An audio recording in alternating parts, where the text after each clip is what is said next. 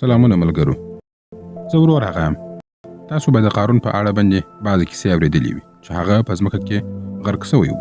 کله چې دی غرقېدی نو دغه الفاظ یې کاروله: ای خلکو، زما سره مرسته وکړئ، ما له دې ځای څخه وباسئ. زما شتمني. خلکو چیغې وهلې، منډه کړئ، ځمکه چویږي، خپل ژوند وژغورئ. تاسو پوهیږئ چې قارون په ځمکه کې ننوتلی و او همالته هلاک سوی و. دا د هغه وخت کیسه ده چې مصر د فرعونانو په واک کې و او هلته بني اسرائیلو ته سخت تکلیفونه ورکول کېدله. په همدې خلکو کې یو سړی و چې نوم یې قارون و. قارون د بني اسرائیلو یو ډېر هوښیار او پوه سړی بلل کېدی. د ځینو روایاتو له مخې هغه د حضرت موسی علیه السلام د نږدې خپلوانو څخه و، تر دې چې د ده د تره زوی هم بلل کېدی. قارون د تورات په علم کې ډېر مهارت درلودی. خلک د ده د ښکلي غږ او تلاوت څخه ډېر اغېزمن سوي وو. د تورات په لوستلو کې یې هیڅ خیال نه درلودی. خو له دې سره سره قارون په دنیاوي پوهه کې هم ډېر ځیرک و. د ځمکې د منرالونو او زیرمو په اړه یې بشپړه پوهه درلودله. په دې پوهېدی چې چېرته سره زر سته، چېرته سپین زر سته او چېرته قیمتي ډبرې دي. ده دا ټول شیان په ښه ډول سره پېژندله. هغه د سرو زرو او سپینو زرو د کاروبار ماهر و. خزانې او سره زر به یې پیدا کوله او وروسته به یې خرڅول. د تجارت تر عربستان، شام او مصر پورې رسېدلی و. قارون د کارګرانو یو لوی لښکر درلودی. هغه هم تاجر و او هم یو فریبکاره یا چلبازه و. ده به همیشه ویله دا معامله بشپړه سوله او زموږ شتمني نوره هم زیاته سوه. ده د خپل علم او تجارت په وسیله سره ځمکې اخیستې وې او وروسته یې هغه په کرایه ورکولې، یعنې له هغو څخه یې هم ګټه اخیستل او شتمني یې نوره هم زیاتېدله. ده کانونه کیندل، سره زر او سپین زر یې له هغو څخه رایستله او همدا سبب و چې د سرو او سپینو زرو غونډۍ جوړ کړي وې. د د خزانو د کیلو بار دومره دروند و چې زورور سړي هم نسوی پورته کولی. کله چې د شتمني زیاته سوه، غرور یې هم هغومره ورسره زیات سو. هغه به ویل دا ټول یوازې زما د عقل او پوهې نتیجه ده. کله چې به خلکو ورته وویل چې د الله له ورکړې څخه یو څه زکات یا خیرات هم ورکوه، نو قارون به په خندا سو او ویې ویل دا مې د خپل عقل او زحمت په وسیله ګټلي دي. د دې په منځ کې د بل چا حق نسته. دا د ده د تباهۍ لومړۍ دروازه وه. قارون اوس ځان له خلکو څخه لوړ ګڼي.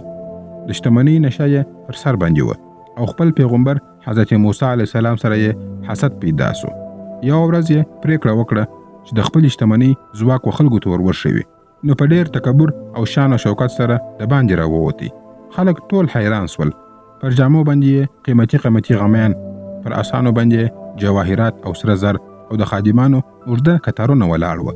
عامو خلکو به ویل کاش موږ هم همداسې شتمني درلودلی. خو ځینو به ویله چې د الله ورکړه د هغو خلکو لپاره ډېر ښه دی چې تکبر نه کوي. بیا قارون خپله تر ټولو ستره تېروتنه وکړه. د حضرت موسی علیه السلام پر ضد یې یو پلان جوړ کړي. د شتمنۍ نشه یې دومره زیاته سوې وه چې معلومداره یې پر حق باندې سترګې پټې کړې وې.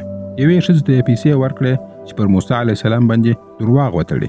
خو کله چې دا ښځه د خلکو مخې ته ودرېدله او هغې ته وویل سول چې آیا دا خبره رښتیا ده، نو ښځه ډېره ووېرېدله. سترګې یې له اوښکو څخه ډکې سولې او چیغه یې کړه. ویې ویل په خدای دې مې قسم وي، موسی علیه السلام پاک دی او قارون ماته پیسې راکړې وې چې زه په هغه پسې درواغ وتړم. خلک ټول حیران سول. هماغه مهال د الله عذاب پر دې باندې رانازل سو. هغه ورځ قارون په ډېر تکبر د خپلې ماڼۍ څخه د باندې راووتی. خادمان او عسکر یې شاته ورسره وه. خلک د ده دواړو غاړو ته ولاړ وه. ناڅاپه له ځمکې څخه یو دروند غږ راپورته سو. خادمانو یې په ویره سره چیغې کړې. د ماڼۍ دیوالونه په لړزېدو سوله. د قارون پښې په مځکه کې ښخ سولې. ځمکې ورو ورو هغه لاندې کشوي. د خلکو له مخونو څخه خوشحالۍ ټوله والوتلې. د ماڼۍ دیوالونه نور هم ولړزېدله. هماغه شتمني قارون مغروري پر کوله، هماغه د ده د هلاکت ځای سو. ټوله په یوه غټه کنده کې ولوېدله. قارون وروستۍ چیغه وکړه دا څه روان دي؟ یو څوک مې وژغورئ، زما شتمني او زما خزانه. او بیا د ځمکې وروستۍ درز او قارون او د هغه ماڼۍ د هغه دولت ټول په خاورو سره بدل سول.